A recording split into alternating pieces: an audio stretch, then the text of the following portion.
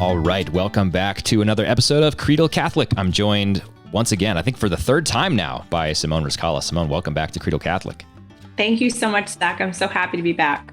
Likewise. No, I'm excited to talk about St. Edith Stein with you. And for my listeners who have heard Simone before, she needs no introduction. But for those who haven't, Simone is currently the director of program growth for this wonderful organization called Endow. Endow is a women's ministry, focuses on catechetical formation and spiritual development for women specifically. And they do a lot of good work, run retreats, book studies, biographical studies, all kinds of things. But Simone runs program growth for them. Previously, she worked at a Catholic high school in Phoenix, Arizona as the chair of the Theology department. And she is also a fellow of the Institute of Catholic Theology based on the campus of St. Thomas the Apostle in Phoenix, Arizona. So lots of cool stuff in her background. And she's been on the show before to talk about the dangers of gossip and talk about St. Catherine of Siena. So we had some really good conversations previously, and we are doing it again. We had so much fun the first couple times to talk about St. Edith Stein, also known as Teresa Benedicta of the Cross. So Simone, I'm going to read a paragraph-long bio of St. Edith Stein just for our listeners who may not be familiar at all with her life story. But I'm eager to hear from you a little bit more about who she really was once I get through this paragraph-long bio. So let me read this, and then I'll pitch it over to you to tell us more about who St. Edith Stein was. Sure. So this bio is from Catholic.org. It is not original. I did not write it, but I think it well captures a lot of the highlights of her life and sort of establishes the contours in a helpful way for our conversation. So this paragraph reads, St. Teresa Benedicta of the Cross, parentheses, Edith Stein, virgin and martyr, born in 1891 in Breslau, Poland, was the youngest child of a large Jewish family. She was an outstanding student and was well-versed in philosophy with a particular interest in phenomenology, and we'll talk about that a little bit later in the podcast. Eventually, she became interested in the Catholic faith, and in 1922, she was baptized at the Cathedral Church in Cologne, Germany. 11 years later, Edith entered the Cologne, this is Cologne Carmel, but I think it's the convent of Carmelites in Cologne. Because of the ramifications of politics in Germany, Edith, whose name in the faith was Teresa Benedicta of the Cross, so her religious name when she made her profession, was sent to the abbey of the Carmelites at Echt in Holland. When the Nazis conquered Holland, Teresa was arrested and with her sister Rosa was sent to the concentration camp at Auschwitz. Teresa died in the gas chambers of Auschwitz in 1942 at the age of 51. In 1987, she was beatified in the large outdoor soccer stadium in Cologne by Pope John Paul II. Out of the unspeakable human suffering caused by the Nazis in Western Europe in the 1930s and 1940s, there blossomed the beautiful life of dedication, consecration, prayer, fasting, and penance of Saint Teresa Benedicta of the Cross. Even though her life was snuffed out by the satanic evil of genocide, her memory stands as a light undimmed in the midst of evil, darkness, and suffering. She was canonized on October 11th, 1998. So that, again, a paragraph-long summary there. But Simone, there's a lot of stuff in there that we've missed. So tell us a little bit more. Who was St. Edith Stein? St. Edith Stein, who was she? She was so many things, as your little biography mentioned. But she was a seeker of truth, ultimately. And she was willing to take her intellectual journey, philosophical journey, experiential journey, all the way to the end, until she was satisfied and found her place in the Catholic faith. So, she was a Jewish girl. She was an atheist. She converted to Catholicism. She also was a saint and also a martyr, considered a martyr by the church, which was controversial. She was one of the, few female philosophers, and definitely a few female philosophers who was interested in the School of Phenomenology under Edmund Husserl. She was a lecturer, a teacher, a writer, so many of those things. But I think the thing that encapsulates all of them is that she was a seeker of truth and would not take anything at face value. So there's so many. Which one do you want to talk about first, Zach? No, I love the way that you describe that, seeker of truth, because that captures so much. I mean, first of all, God is truth. So a seeker of truth is someone who, by definition, is pursuing God. I think that accurately describes St. Edith Stein, and certainly any saint as well, seeker of truth. in her case, of course, as an academic, as someone who is pursuing and flourishing in the intellectual life, someone who is in particular studying philosophy and theology, I think it's doubly true. But we can see this shape her life as we study what happened. And as you said, she lost her faith, I think, at the age of 14. And by lost her faith, faith isn't something that you just sort of lose one day and can't find again. Rather, it's always the result of a conscious choice. But she made a conscious choice to stop praying, I think she says in one of her sort of biographical letters. Yes. And from that point forward, said she stopped believing. And then she entered, actually, she stopped her schooling at that point too, but I think a couple years later resumed her schooling, went on to university, graduated with, of course, the highest of marks because she was absolutely brilliant. But through her study of philosophy, she became convinced eventually, it took several years, but she became convinced eventually of the truth of the Catholic faith. And I just have to think that that's such an inspiring thing for everyone today, but especially for academics. I think so many people today in any profession, but I think especially in the academy, especially in journalism, are more interested in pursuing a point of view or advocating for a point of view than they are in seeking truth. And she stands as a great example of what an academician should be trying to do. And that is get to the bottom of what is really going on. And it's just really inspiring that her seeking led her to the Catholic Church. And it's even more telling, perhaps, that her seeking continued from there. And it didn't just end when she entered the church, but rather it eventually led her to become a Discalced Carmelite in the same order of St. Teresa of Avila, and eventually to give her life. So I really like your characterization of that. I think in this age that we live in, where truth is so often eschewed or viewed as relative or simply disregarded and not really cared about, someone like St. Edith Stein is really, really important for our age. I think so, because she did lose her faith very young. And we know that young people who are even if you're in religious families and you have religious parents, as Edith's parents were, although her dad died when she was fairly young, her mother was a pious Jew. And for Edith to lose her faith was very heartbreaking for her, but she did fall out of it. She took a break from school, went to go live with her sister and her brother-in-law, who weren't very religious. And she just fell out of faith. So that's something interesting for religious and Catholic parents, that, your children at a very young age have to be formed and have a mind of their own and need their intellectual questions answered and pursued. And there needs to be kind of a culture of seeking truth. But then, she was exceptional in the fact that in a field that was dominated by men, and she was rejected a professorship, and not because of her intellect, but because she was female. And then later, a second time, lost a professorship because of being Jewish. So it really wasn't at all about her intellect. And Husserl, who was her mentor and her advisor, said that, if women should be professors, Edith should be one, right? So he unfortunately, wasn't really for female professors, but he thought for sure if there were, that Edith should get it. So she would be what we call in that instance the exception that proves the rule. Exactly. But it's interesting because philosophy now is seen unfairly. So I think it's kind of a flaky field, whereas in her time it was dominated by men, and you're more likely as a woman to enter the medical field than the philosophical field. That's how seriously philosophy was taken in that time. But I will say, however, Simone, that I think philosophy as it's practiced in many modern departments in universities is pretty flaky. So that is true. So it's not necessarily an unfair characterization of it now. I think that's a good point. Yeah, evaluating like the practice of the discipline of philosophy is different from evaluating the discipline of philosophy. But I take your point. No, that is true. And a lot of philosophy departments now kind of just start at modern philosophy and kind of skip everything that happened before Spinoza. So, anyway, you're correct in that assessment. Thanks for keeping it real. But, she was exceptional in this way. And,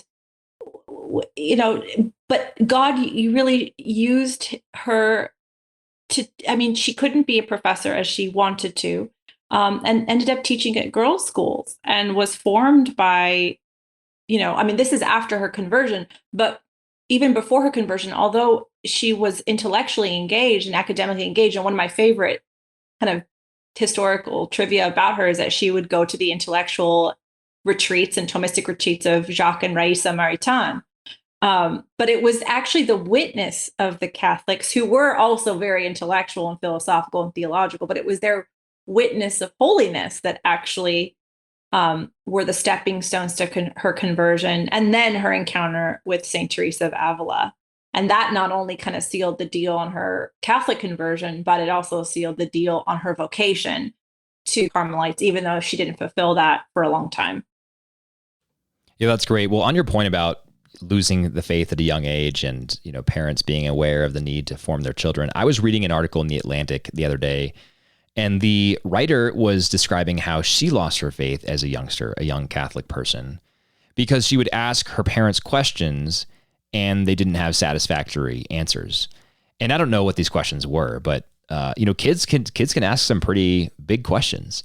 My daughter was asking me the other day, like, who made God, right? And that's, if God's responsible for making everything, then there would be a natural next question, which is, who makes God?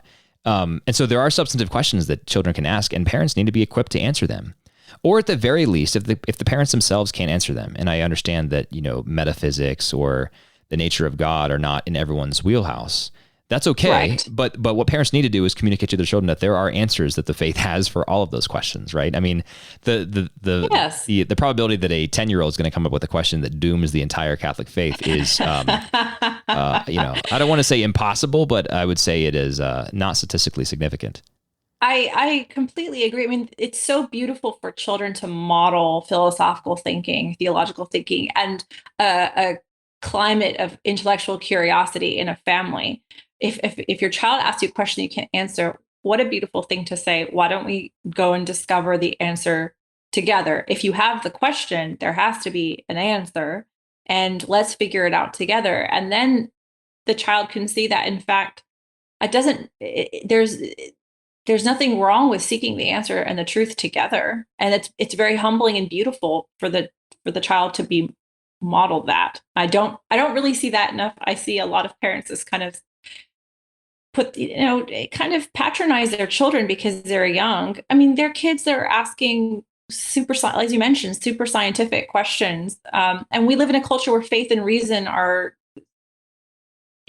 contradictory. And of course they're not. I mean, science as a field came out of the church. But you continue to emphasize this false dichotomy between faith and science and faith and reason when you don't take the time to address those questions. And it's not for want of resources. All the resources are out there. You just have to go in search of them. So yeah, I think Edith is a saint for her time. No, I totally agree with you. And, I would just say to parents who are listening out there, right, it's okay if you don't know the answer. Like you were just saying, Simone, you can go find the answer together. But what a wonderful invitation from God for you to explore your own faith further when your child asks you a question that you don't know the answer to. Well, what a wonderful invitation. I love that. It's a wonderful invitation. Yeah. So let's talk a little bit more about St. Edith Stein's conversion. So she was I think it was in 1921. So she had been in the academy for, I think, 8 years or so by this point. She had gotten involved in phenomenology, and we'll talk about that with the next kind of question I wanted to ask you. But she read this wonderful autobiography of a doctor of the church, who we're also going to be exploring on this podcast in a few weeks. So can you tell us a little bit more about that, Simone? Yeah, she was. The name escapes me of the friend she was visiting, but they made an invitation to her. You're an intellectual. Our library is open for you. Just choose a book. Feel free to just borrow any book and read it. And she read it start to finish, I think, in one evening. It was one night. I read that and I was like, come on. I wish I could do that. That's amazing. I know. Edith, side tangent. I think Edith is also so great for women because she doesn't fit any stereotypes. She can appeal to any kind of woman, really. So she's just cool. But, and she reads it and she closes the book and says, this is the truth. And you see how conversion is such a delicate thing, because even though at that moment, all those, she called them like living images of kind of the saints of her life, her friends, she realized, okay, this is it for me. To receive not only your conversion, the grace of conversion and the grace of faith, but also your state in life as a consecrated, as a nun, as a Carmelite specifically, is really a double grace.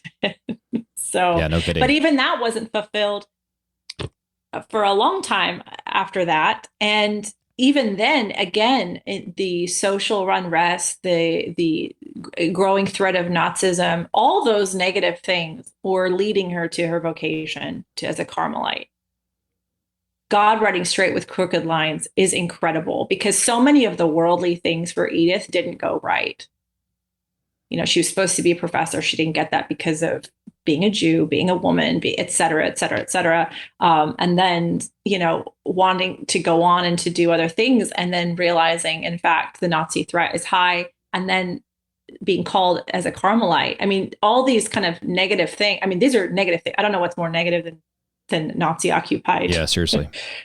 state, Germany. But, it led her to her state in life, to her vocation as a Carmelite nun. So one of the things that struck me about her conversion story is how her family received it. And as you'd imagine, they did not receive it well. I don't know about this, but to my knowledge, and it's not that I've researched this question extensively, so you might know more than I, Simone, but to my knowledge, no one other than her sister Rosa became Catholic. Do you know of anyone else in her family who did? I don't. I think only Rosa converted. It was really her entrance into Carmel that shattered in many ways her relationship with her mother.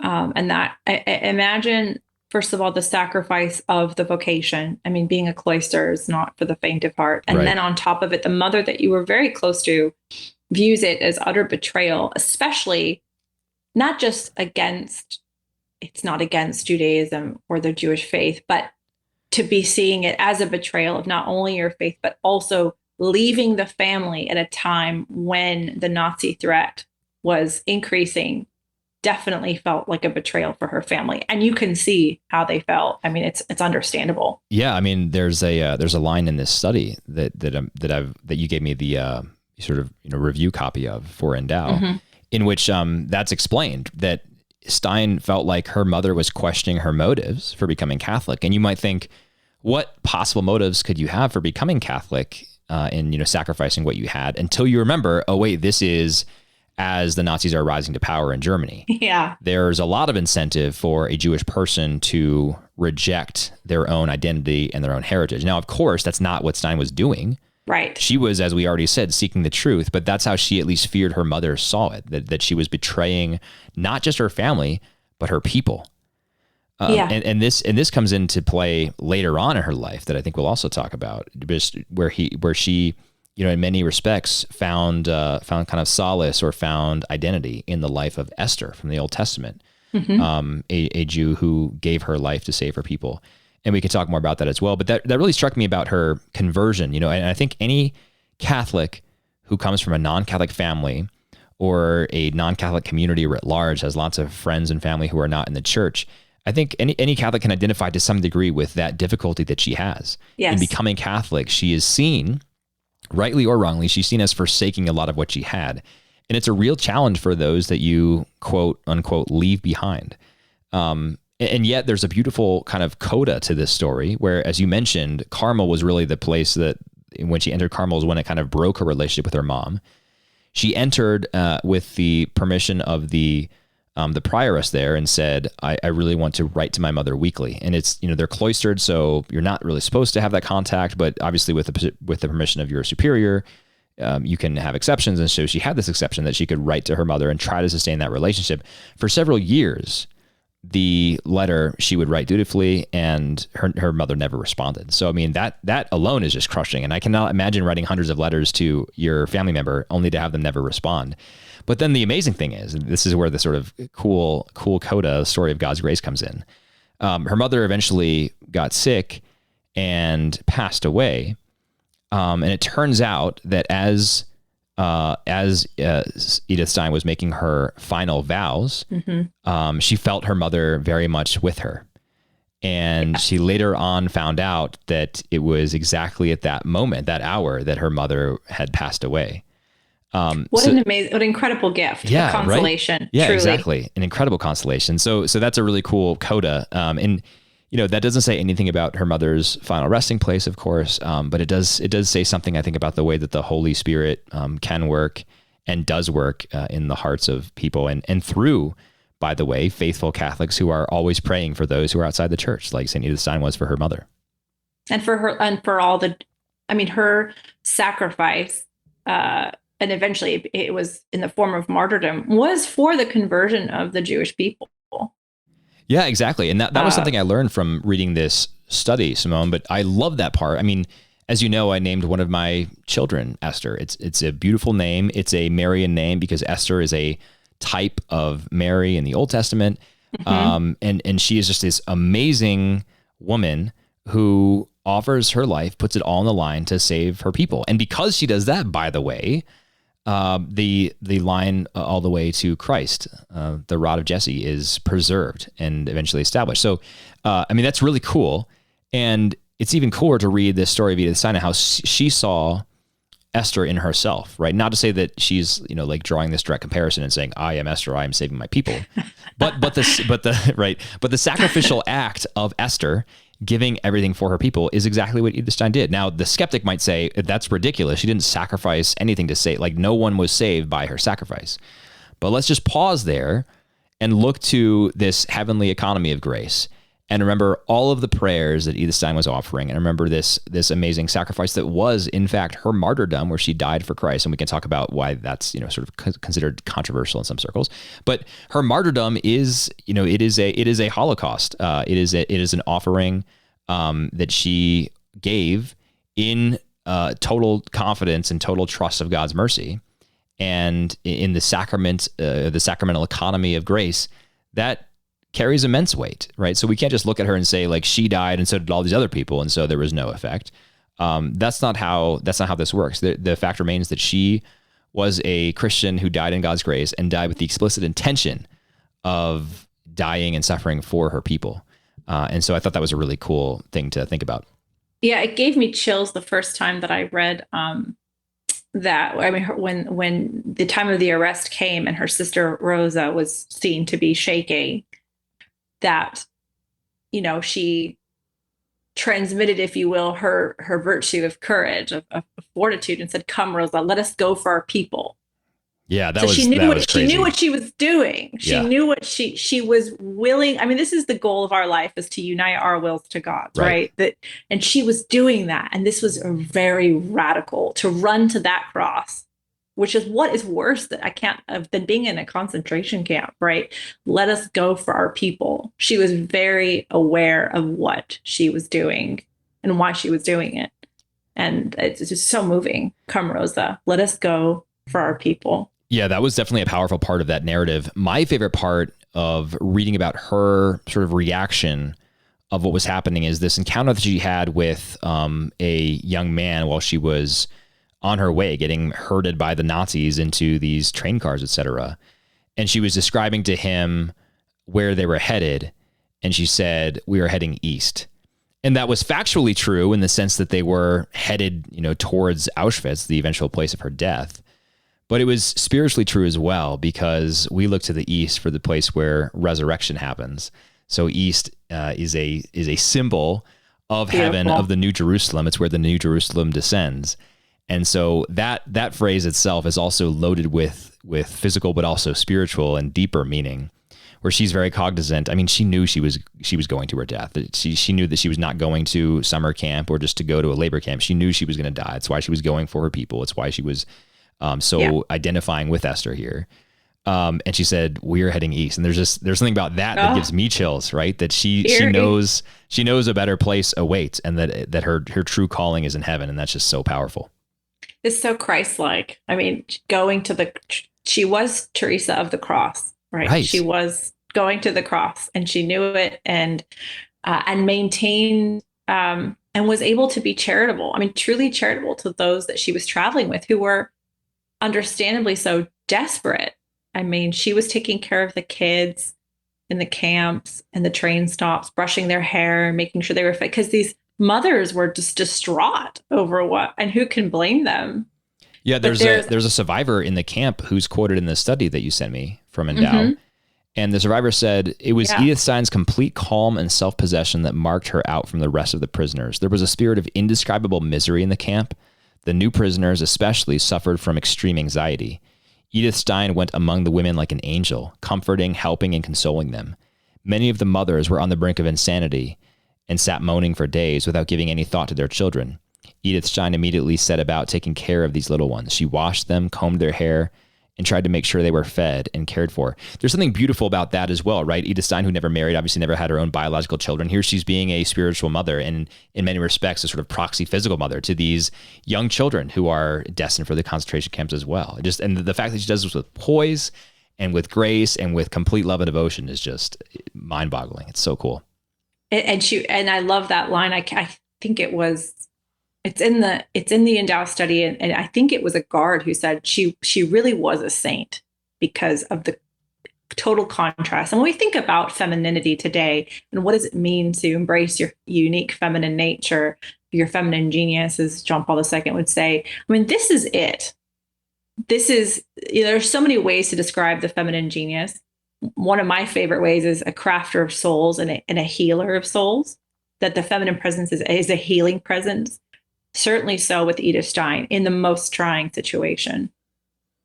Yeah, well, let's talk about that for a minute too, because I think we maybe for more than a minute. Let's talk about that for a while, because that's kind of the central part of her thought. But before we do that, I found the quote that you were talking about. This is from a Dutch official who says, "From the moment I met her in the camp at Westerbork, I knew here is someone truly great.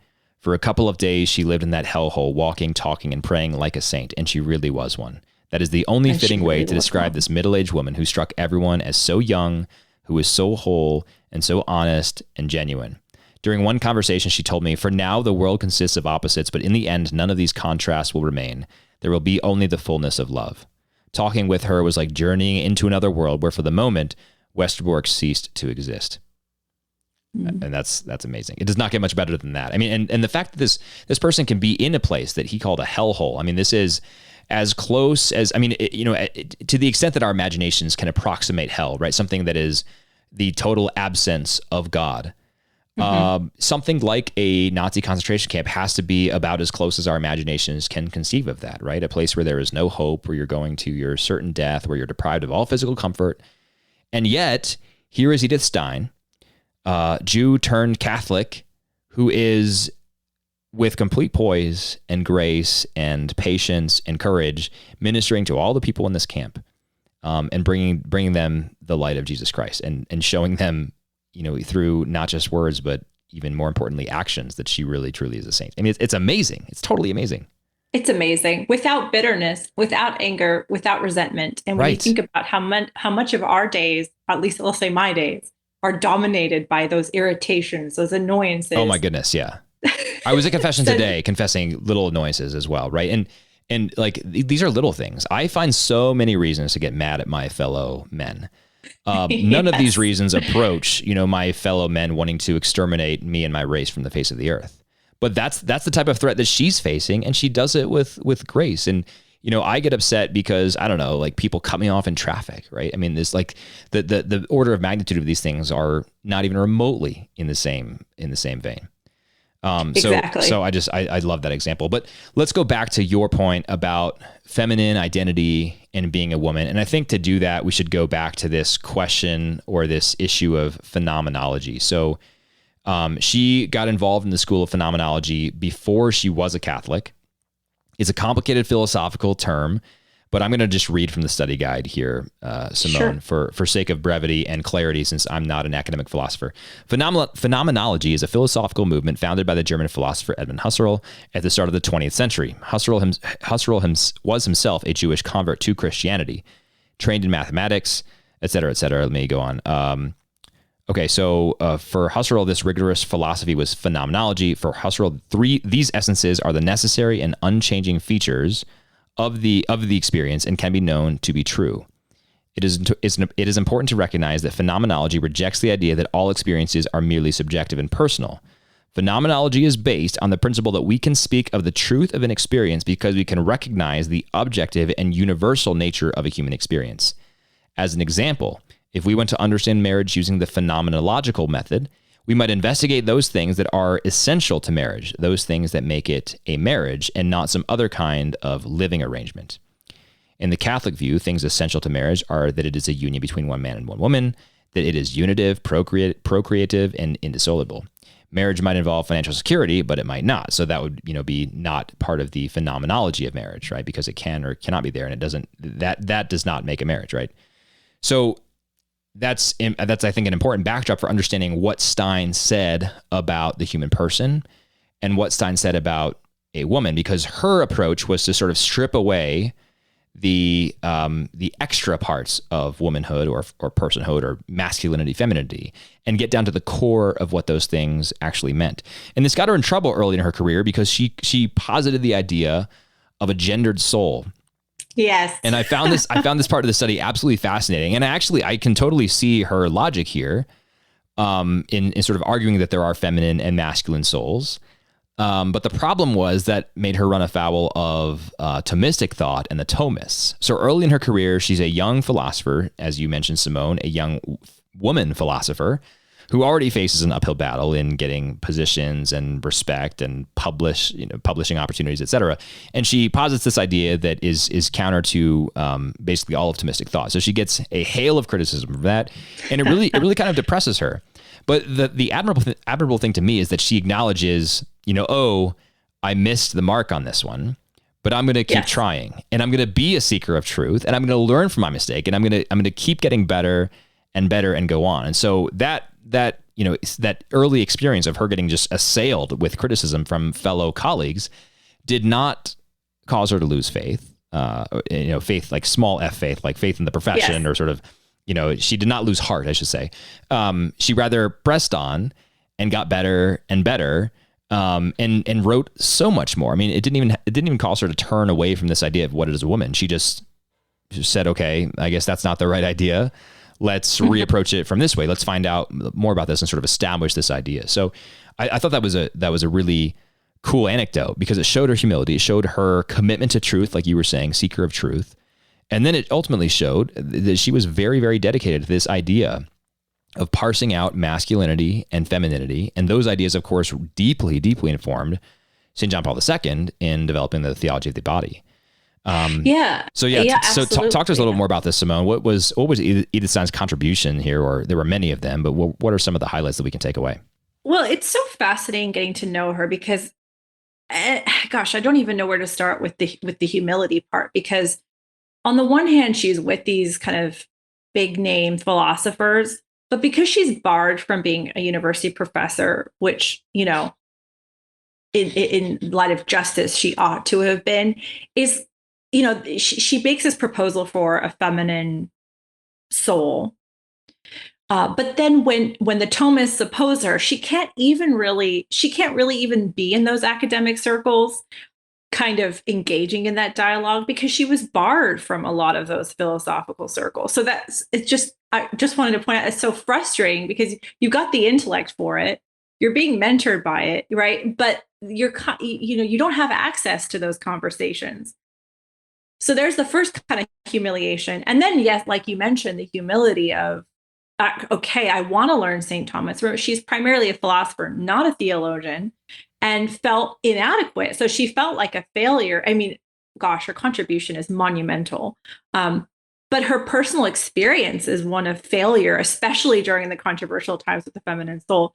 And then also realizing her limitation and her gap of not knowing Thomas and not really being able to investigate the science of theology as deeply as she would have wanted because she was barred from those. So I really appreciated very much when I was getting to know her, how on a human level and as a woman, she must have felt like I can take these conversations on, but I'm not really given the opportunity to. And then I can't even really not defend myself. I don't think that was her stance, but, have those conversations. The conversation about me is going on without me. To me, it's almost like it's akin to someone today, articulating a controversial, but, sound in argument, position on like Medium, the self-publishing site. Mm-hmm. And then the New York Times publishing like a roundtable of quote experts to debunk and discredit this theory without giving the original author of the article room to respond. Right. So it's just like, you publish in a small time journal or you write a short book or something, and then everyone responds in all of these fora in which you're not allowed to participate. Super frustrating. It's super frustrating. And what's beautiful, and again, another point of humility with her, is that she has this intuition that she's setting something up. And she says this, she's setting something up for someone in the future to build on. And that someone else is John Paul II in Which the Theology of the Body. So cool. I mean, that gives me shivers too.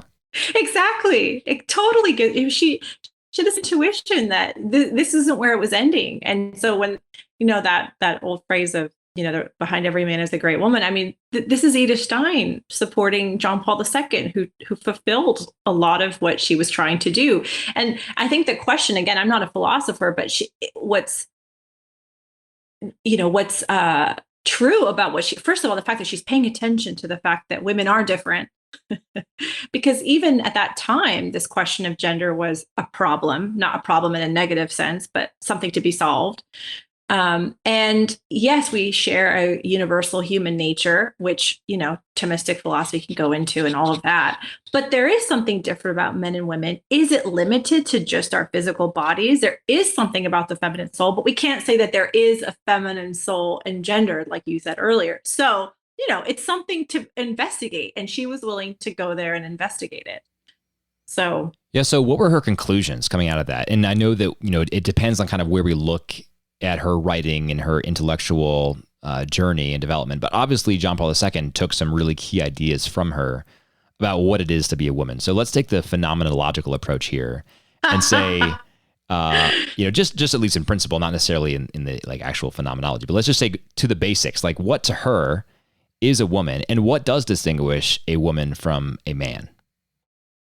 Well, I mean, she has these categories, and again, it's we don't want, she's not a stereotype, right? She's a woman talking about the feminine soul, but she's also this philosopher, and her mother too. I mean, her mother was a mom in the best sense of the word, but running a business on her own, so it's beyond these kind of stereotypical categories. But, she says here that the positive feminine quality is this tendency toward union, a dedication towards developing others to completion. So that's kind of what I was saying earlier about this kind of crafter of souls, an orientation toward the whole person. We kind of see that when we, mom kind of notices what's going on with the whole household, or like the female in the room with the company meeting who's like noticing so-and-so's having a bad day. And maybe that's contributing to the bad business practice. I mean, again, these are minutia. It's kind of stereotypical, but I mean, there is something that,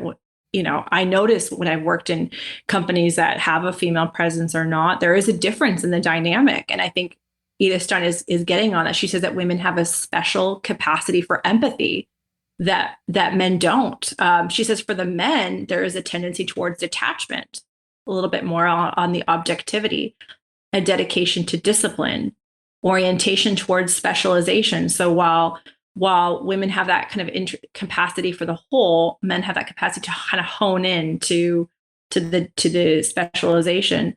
So she is for the phenomenological. It's her, again, I'm not a phenomenologist, but the experience of femaleness and maleness is different, and she's trying to kind of put these in philosophical categories. So she gets it quote wrong with this feminine soul thing. As distinct from a masculine soul. But she is right in that the way that human nature as a woman is expressed is different than a man. Yeah, and I think that's so important. I mean, going back to this idea that she's a saint for our times. I mean, right? What saint is not a saint for our times, first of all, right? But true. But so much of our conversation today is about gender. And yes. So-called gender ideology that even Pope Francis has decried. And I think it's so refreshing to hear from someone like Edith Stein, who advocates for what we could say is a positive sort of differential view of men and women, right? On the one hand, for so much of history, and this is what people talk about when they say the patriarchy, right? The defining paradigm in a patriarchal system is that women are inferior to men. This has been believed for millennia. Not universally, of course. I mean, there are matriarchal societies, for example, but by and large, like the dominant sort of model between the sexes in Western history has been patriarchal. I think we can just acknowledge that. But then on the other hand, right, the rebound from that, and this is, the sexual revolution that is, gives birth to the new egalitarianism. This is modern feminism. It embraces this idea that there is actually no distinction between the sexes. And that is equally devastating because it totally ignores the unique gift of the sexes. And so, like, let's take a very common practical example and talk about gender diversity in a corporate boardroom. The common argument today is that we need diversity in a corporate boardroom because women have been traditionally excluded from this, and women are just as capable as men at all of the things that men do well. So there's no reason that a board should not be 50-50 men and women. So that, I mean, the facts of the matter, the facts that I just said are certainly true. Men are just as capable, women are just as capable as men at running a business, et cetera. But I think that like that simplistic way of approaching this misses the mark. And it's what you were saying about, in a business, you've seen it when you've worked in a business that if there's not a feminine presence in the business, it's going to be a differently run business than if there is. And so the argument here is that women actually bring something fundamentally different to the table from men, and that should be valued and respected. And it's the same idea that you also see in the continued pressure to get women out of the home and put them into the workforce. The idea is they're just as capable as men at doing this, and so we need to get them there. But that assumes that the sort of the preferential mode of existence is in the workforce and not in the home, right? It overlooks the value that a parent can bring, and specifically a mother can bring in the home, raising and cultivating her children, et cetera. And that's important to recognize. Now, of course, Edith Stein was not saying that every woman needs to be at home. As you mentioned, her mom was a businesswoman. Edith Stein was, of course, an unmarried, childless philosopher, right? So right. The argument is clearly not like every woman just needs to be a stay-at-home mom and, submit to her husband, et cetera. That's not what she's saying at all. But what she is arguing for is a differentiation between the sexes that articulates a positive conception of the woman who's imbued with these feminine qualities that are not the same thing as masculine qualities. And we need to recognize and appreciate that. Yeah. I mean, she takes for granted that women can do any job out there. Right. And it's just like, why is this a controversial thing? Like, she takes it for granted, in the early 20th century. Yeah. Well, and when she's asked to give these lectures about women in the workforce and the nature, and she's like, why do you want me to keep talking about that? I mean, it's obvious women can do any job. What she's trying to do is to point out that unique femininity that women can bring to the table contra masculinity. So no, that's so good. And I think, she, in that sense, she was like 50 to 60 years ahead of her time. Yes. She was seeing like, the pushes for suffrage in various Western countries, including the United States. She was watching this, so she could in that way sort of see these reliable indicators of what was to come. But I love the fact that she's like, guys, you're asking the wrong question. Like, let's move past this. Can women do everything men can do? Of course they can. Stop being silly. That's a silly question to ask because it's quite frankly the wrong question. The right question is, what makes women different from men, right? Like, right. Let's assume for a moment their professional capacities are equal. Great. Got it. Good. Let's now step back and say, what can we appreciate about women? And the problem is in this modern gender ideology that we've just totally overlooked any appreciation of the respective strengths of masculinity and femininity and the importance of those conceptions to our own self-understanding as human persons who are made in the image of God. Exactly. Even, the modern feminist movement, and I know there's all sorts of distinctions and what level of feminism in different categories, but is itself in many ways against women because you're again taking away that special femininity, that special quality by just trying to make a woman like a man. Well, Edith Stein is saying, no, there is something special and I don't need, this is different. It's different. Right, exactly. So it's something different. It looks different. And she even went on to make that controversial point about a different soul, Right. which again was rejected, but still that's how distinct they are. And I think you said it best, and they're just asking the wrong questions. It's just definitely not about whether women can be engineers or not. Precisely. And it's not only about, anatomy, and it's not only about self-conception, which is why the modern conversations about like gender and biological sex also just are asking the wrong questions. I will say that there's promise, I think, on this point. There are some voices of sanity on this. Like, surprisingly, I would say J.K. Rowling. I've wrote about her recently, and her she's what very surprising. Yeah, she's what some call a TERF. I can't even say these terms with a straight face.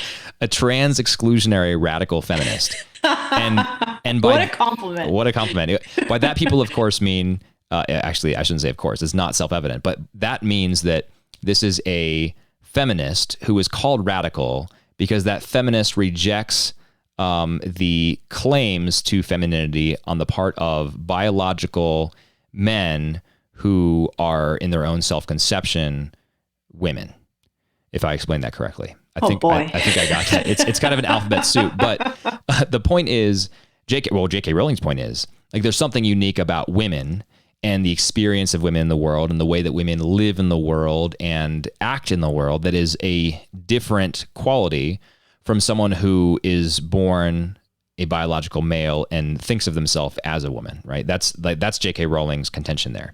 And she's very careful to articulate, I am not transphobic. I am not a hater of trans people. I'm not against trans rights, all of this stuff. But her fundamental contention, I think, is not too different fundamentally from what Edith Stein is saying about how there's something unique about a woman. So there's that. I mean, there's also this, like, I think it's called third wave feminism or neo-feminism. But this idea that, like, a lot of the sort of women's rights movements in the last half of the 20th century, especially the pro-choice, pro-abortion movement, has overlooked the unique capacity of women and the unique sort of vocation of women as mothers and nurturers and all of the various things that women can bring to the table in that regard. So there are signs of hope there. But I think, all of these different schools of thought draw on the work of people like Edith Stein, and perhaps Edith Stein foremost among them. She was a building block, as you mentioned, for John Paul II in articulating this positive conception of woman as something fundamentally different from man, but not inferior and not superior, but something fundamentally different and indeed complementary in a way that we have failed to appreciate historically. Yes, we have this cultural problem that if it looks different, that it's somehow one is inferior, one is superior, but can just be looking different.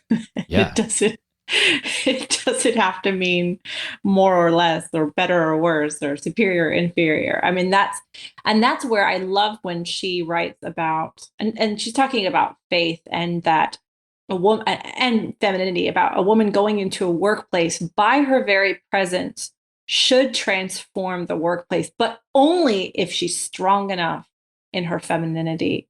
And what she's saying is that it's so easy for, I mean, this is how I read it as a woman that's worked in a secular workforce that dominated by men, experienced sexism, whatever, is that if you are really secure in your femininity, you don't have to worry about making it look like masculinity, because you will transform it by your presence. A woman's presence transforms wherever she goes if she has cultivated that genius well. So yeah, and I think anyone who's worked in a large sort of large workforce or a large corporation has seen that, right? I think, like, if we're being honest with ourselves, we've seen that happen. In just the interpersonal dynamics in meetings, conference rooms, whatever the case is. One thing that always comes to my mind, though, when we're talking about these types of questions, Simone, is, these sound a little bit like stereotypes, I guess, right? If we're defining, yes. And it's hard not to make them sound like stereotypes because we talk in limited words. Yeah, right? exactly. And this so is where phenomenology is good, because the experience is what. Right. Exactly. And so I think this is a sort of critique that's worth responding to. And as far as, what she means by this, right? How is this different from what modernists today call gender expression? Because there's this, I don't know if you, I'm hesitant to mention this to listeners, but they should probably know it's out there. I don't know if you've heard of the genderbread person. No. Yeah, genderbread. So if you go to genderbread.org, you'll see this graphic, and it's a way to, sadly, it's a way to explain to children all these ridiculous ideas about gender ideology. And this says that our gender identity is our self-conceptualization of who we are, right, in our brains. Our attraction is who we love. Our sex is basically our anatomical parts. And then our gender expression is how we sort of behavioralize or act on those various aspects of identity, attraction, and sex. This is stressful. I'm already stressed out. Yeah. So I think the critique of Edith Stein is that she is prescribing these neat binaries of gender expression, right? And that the reality of identity and attraction and sex is far more complicated than that. So how do we respond to that assertion that all she's talking about is gender expression? And we've been there, done that. We know that not every woman feels like being a nurturing person. Not every woman wants to be a mom, right? Not every dad wants to be in the workforce. Some dads want to be stay-at-home dads, et cetera. How do you respond to that? Well, I think you have to read her and look at her essays to women, but truly, John Paul II. Let me just pause you right there. So you have to read a philosophical idea to adequately respond to it? I think it's a good idea, but we don't really have a culture of that. Exactly. Our biases are too strong. Our opinions are too strong. Intellectual work, it's a long-term thing. We're like short-term things. Yeah, I tend to think in like hot 280 character tweets. I try to get my arguments in that form. Yeah. Okay, I cut you off. I'm sorry. Exactly. No, you're cracking me up here. Because I find that temptation myself, especially with all of the kind of civil unrest and political polarization. I find myself tempted to quickly make my quick judgments and not do the work that needs to be done. Anyway, but I would say that ultimate question is answered in Theology of the Body. And I think that anyone who seriously, I think George Weigel's right. It's a theological time bomb waiting to go off. And we have barely scratched the surface. And as things in the culture continue to fall apart, Theology of the Body will become more and more relevant, because John Paul II was right. All of the problems we're experiencing are ultimately a problem of anthropology, a problem of the human dignity, and understanding that the person has value and has dignity, made in the image and likeness of God, and is a moral subject, and has to make ultimately a response to the happiness and the truth that he's seeking, and is not this is something that Weigel talks about all the time, because John Paul II had to deal with communism all the time, is that we're not economic subjects. That's not the definition of our being. We're moral subjects called to be in communion with each other and with God in relationships of love. So for the person who's really grappling with, who am I? Am I loved? Do I have dignity? How do I think of myself? Gender, sex, all these categories on that website. I think your opposition to, or your seeming opposition to Edith Stein, if you really have an opposition to it, you need to give Theology of the Body a real examination. So I want to tie the knot on one thing that we mentioned before, as we come back to the example, life and death of St. Edith Stein. You mentioned that her martyrdom is controversial, or it's controversial to call her a martyr. Can you say more about that? Because I think this is an important thing to think about. I mean, she's an amazing woman, but even still, sometimes the Catholic Church has been criticized for calling her a martyr when she was one of the millions of Jewish people caught up and killed in the Holocaust. Yeah, I mean, the canonization tribunal dealt with this, and there's certainly in the Endowstudy the document where you can kind of, if you're really passionate about this controversy and you want to argue with the church on if she should rightly be called a martyr. But the reason for her specific arrest was because the Catholic bishops in Holland had come out against Nazism. interestingly, the Jewish people who had converted to Protestantism, I guess the Protestant community hadn't really taken as strong a stance as the Catholic one. So classic. So they were like let go, which is weird. I mean, if you're a Nazi and you're like, okay, you're a Jew who's a Protestant instead of a Jew who's a Catholic, but since the Protestant people didn't, okay, you Jews who are Protestants, you can go, Catholics stay. I mean, it's just kind of weird, but not that you can ever really understand what's going on in the minds of Nazis. But anyhow, the point is that she was specifically arrested because of the Catholic bishop's outrage in Holland. Yeah, that makes sense. I remember reading in the study, because like you said, this is covered there. The bishop had this pretty strong condemnation that he required to be read from the pulpit. Yes. Which was cool to see that the bishop was taking a strong stance like that. And then I think it was that night that the Nazis said, okay, we're going to round up all Jewish converts to Catholicism because even the Catholics are against us. Right. And I mean, this is one of my big historical pet peeves when people criticize the Pope and criticize the church for not standing up for the Jews more. I mean, 80% of Rome's Jews were saved because Pius XII hid them in his castle in the Vatican. And even the chief rabbi of Rome, because of the witness of Pius XII, converted and took the Pope's first name as his confirmation name. So when there are those criticisms about the Catholics and the Pope not doing enough for the Jews, I mean, I think it's people that really haven't looked at history. And anytime that the Catholic bishops did stand up, as they did in Holland, there was retribution. So there was a lot of prayer and prudential judgments on when to speak and when to be silent because people's lives were at stake. There's a headline from the New York Times in 1942 that read, Pius XII, sole voice of the Jews in Europe. So I don't know what more we need in terms of historical evidence that the church was doing everything she could to save the Jews. Yeah, that's well said. And I think the example of St. Edith Stein, who obviously was Jewish, but a Catholic convert, is inspiring for a number of reasons because, well, and it fits with just what you were saying, because this was a Catholic who was very committed to her people and to saving her people in the face of this monstrosity that was Nazism.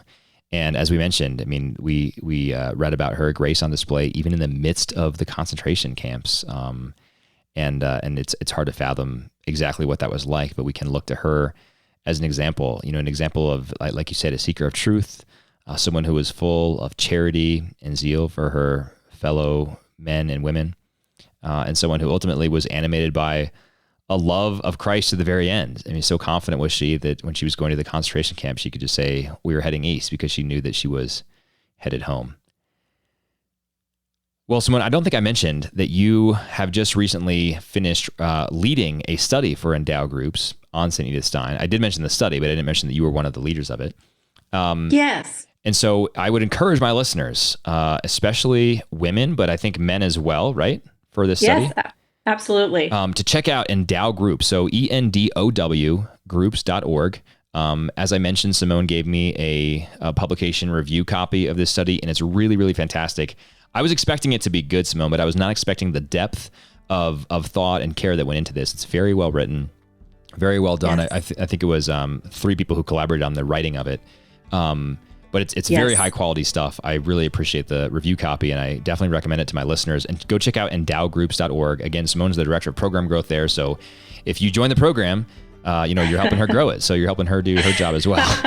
Thank you, Zach. Appreciate it. Simone, thanks so much for it. Yeah, exactly. I don't think you will either, because this study is really, really solid stuff. And you'll learn a ton. I learned a ton reading through it, and I'm really even more inspired by the example of Edith Stein. And I want to learn more about her, read more about her. Would love to watch maybe a Terrence Malick film one day on her life. I think that'd be really cool. Hey, yeah. So maybe one day we can hope.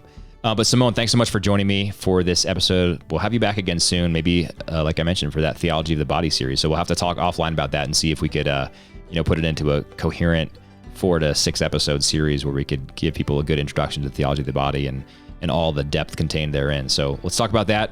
In the meantime, listeners, if you want to reach out to me for any comments, questions, ZAC@credalcatholic.com, Zach@credalcatholic.com.